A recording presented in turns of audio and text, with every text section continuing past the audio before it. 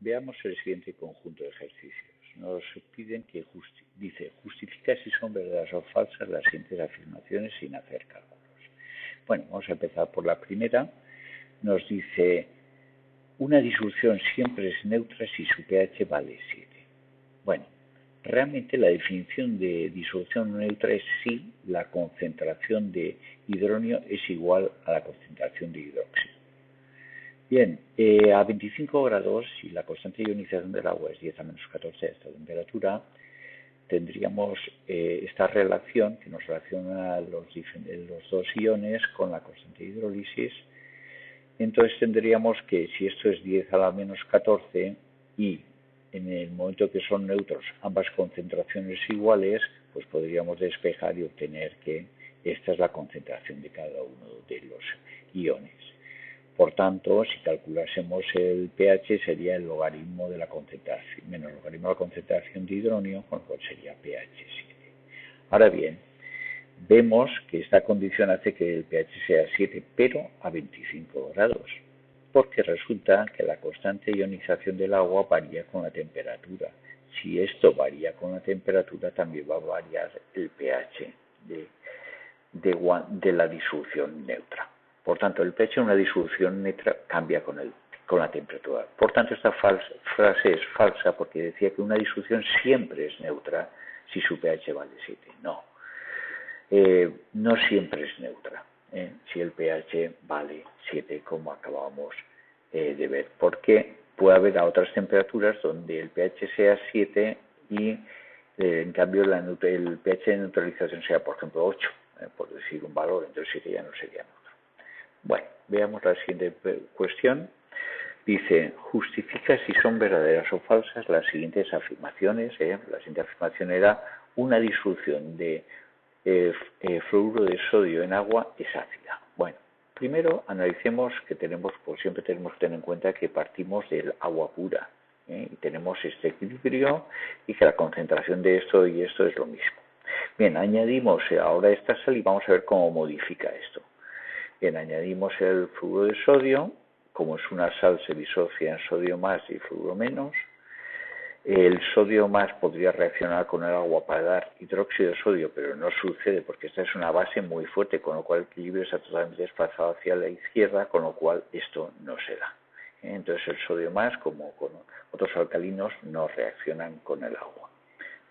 El fluoruro, ¿qué pasa? Podría reaccionar con el agua cogiendo un protón y formando el ácido fluorhídrico y aumentando estos OH-. ¿Sucede esto? Bueno, pues podemos saber, o porque lo tenemos cultura y sabemos que el fluorhídrico es un ácido débil, o, por ejemplo, aquí arriba nos dan la constante ácida del fluorhídrico. Si nos dan la constante ácida es que el fluorhídrico es un ácido débil. Por tanto, esto va a ser un equilibrio y va a haber de todas estas especies. Por ello, va a aumentar la concentración de OH con respecto a lo que había inicialmente, porque aparecen unos más, la concentración de OH sea mayor que la de hidronios, la disolución, por tanto, será básica. Por tanto, esta frase es falsa. Una disolución de esta sal en agua es ácida, no, es básica. Siguiente, mezclando cantidades adecuadas de clorhídrico y cloruro de sodio, ¿se puede preparar una disolución tampón? Veamos. Tenemos el clorhídrico y el cloruro de sodio. El clorhídrico es un ácido fuerte y el cloruro de sodio es una sal precisamente del clorhídrico. La condición para que se forme un tampón es que sea siempre de un ácido débil y una sal suya. La segunda condición no la cumple, pero la primera no. Por tanto, no se va a poder construir un tampón con estas sustancias. Falso. Siguiente, veamos. Un ácido de pK 9,3 es más débil que otro de pK 5,2. Bueno, para ver esto, planteemos el equilibrio ácido. Tenemos aquí los dos pKs, el de 9,3 y el de 5,2, y nos dicen si este es el más débil. Veamos si es así. Para analizar esto necesitamos saber algunas cuantas cosas, por ejemplo, la constante ácida, que bien está relacionada con las concentraciones de esta manera, el significado del pK para relacionarla con la constante ácida, y entonces analizaremos lo siguiente. Nos dicen que sea más débil. ¿Qué significa que un ácido sea más débil? Significa que su concentración de hidrógeno es más baja. Si la concentración de hidrógeno es más baja es porque la constante ácida es más baja. Fijaros la reacción. Si esto aumenta, esto aumenta. Si esto disminuye, esto disminuye. Por tanto, es porque tenemos una sustancia con una constante ácida baja. Si tenemos una sustancia con constante ácida baja, viendo esta relación, fijaros que esto es también podríamos haber puesto logaritmo de 1 partido por K sub A en vez del menos. Entonces se ve claramente que si K sub A disminuye, esto aumenta, con lo cual el pK aumenta. Por tanto, es verdadero lo que nos han dicho. ¿Cuál es el más débil? El que tenga mayor pK. Mayor pK es este de aquí. Bueno, pasamos al siguiente. Escribe las reacciones que ocurren al disolver el fluoruro amónico en agua. Ten en cuenta los valores de las constantes. Entonces tenemos por aquí. Vayamos. Antes de añadir fluoruro amónico ya existe esta reacción, con lo cual esta reacción estará también con la sal, que es la constante el equilibrio de ionización del agua. A continuación añadimos el fluoruro amónico y se disocia en amonio y fluoruro. Aquí falta un signo menos, que se me ha escapado. Aquí falta el menos.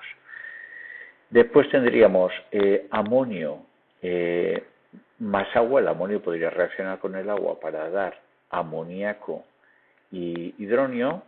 Como esta es una base débil, por tanto habrá aquí un equilibrio. Al haber un elemento débil, pues siempre va a haber un equilibrio. Tendríamos este equilibrio. Por otro lado, tendríamos el flúor, veis, ahora ya he puesto el signo menos que me había dejado aquí, el fluoruro que reacciona con el agua para producir fluorídrico, que es fijaros, ¿cómo sabemos que esto era una base débil? Porque nos daban la constante, aparte que yo el amoníaco pues sé que es débil. El fluorídrico, ¿cómo sé que es un ácido débil? Aparte de poder tener cultura, pues que me ha dado la constante ácida.